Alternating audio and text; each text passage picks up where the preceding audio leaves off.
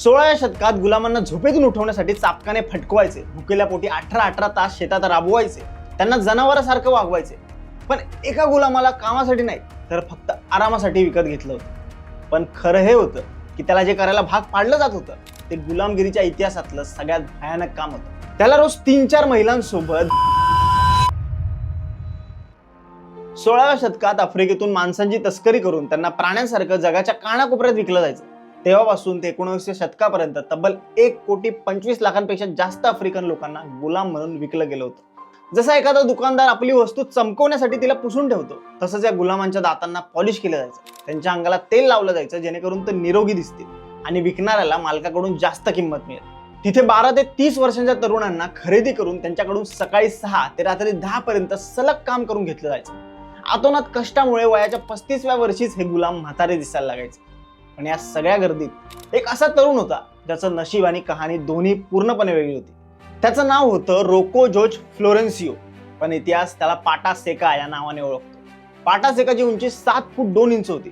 फळदार शरीरयष्टी, लांब हातपाय आणि चेहऱ्यावर एक वेगळंच तेज.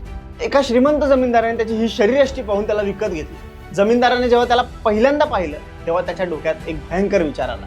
त्या काळात एक अशी अंधश्रद्धा होती की ज्या पुरुषाचं शरीर असं धिप्पाड आणि ताकदवान असतं त्याच्यापासून जन्माला येणारी मुलंही तितकीच मजबूत आणि मेहनती निघतात. तेव्हा कॉफीच्या बागांमध्ये फुकट काम करण्यासाठी शेकडो मजबूत गुलामांची गरज होती. इथूनच पाटा सेकाची स्टोरी सुरू होती. जमीनदारांनी त्याला शेतात राबवण्याऐवजी एका वेगळ्याच कामासाठी निवडलं. त्याला बनवलं ब्रीडर.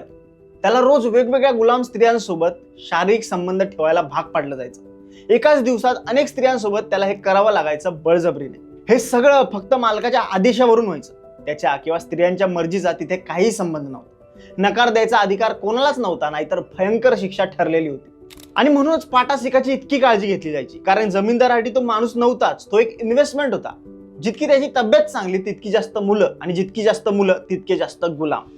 अत्यंत क्रूर गोष्ट म्हणजे जमीनदार चिमुकल्या मुलांना त्यांच्या आईपासून हिरावून घ्यायचा.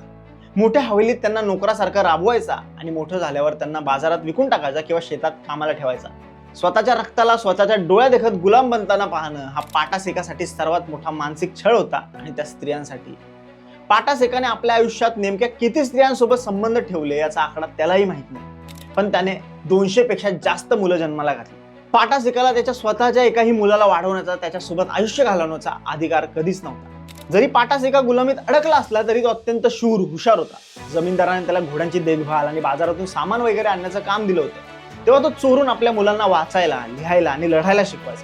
त्याने गुलामांच्या अनेक बंडांमध्ये भाग घेतला होता. पळून गेलेल्या गुलामांना जंगलातील वस्त्यांमध्ये आश्रय मिळवून दिला होता. थोडक्यात तो एक क्रांतिकारी होता. पुढे 13 मे 1888 मध्ये ब्राझीलने गुलामगिरीवर बंदी आणली. याच कायद्याने पाटा सेकाला वयाच्या 60व्या वर्षी गुलामीतून कायमचं मुक्त केलं. गुलामीतून सुटल्यावर जमीनदाराने त्याला राहण्यासाठी आणि पोट भरण्यासाठी थोडी जमीन दिली. पाटा सेका तब्बल 130 वर्ष जगला. 1889 मध्ये त्याने ब्राझीलला स्वतंत्र होताना पाहिलं. त्याने 2 वर्ल्ड वॉर पाहिले. ब्राझीलला फुटबॉल वर्ल्ड कप जिंकतानाही पाहिलं. आणि 1958 साली त्याचा मृत्यू झाला. पण त्याची कहाणी इथे संपत नाही. आज त्याच्या मृत्यूनंतरही त्याचे वंशज ब्राझीलमध्ये आहेत. सँटा युडोक्सिया जिल्ह्यातील जवळपास 30% लोकसंख्या ही एकट्या पाटा सेकाची पुढची पिढी आहे.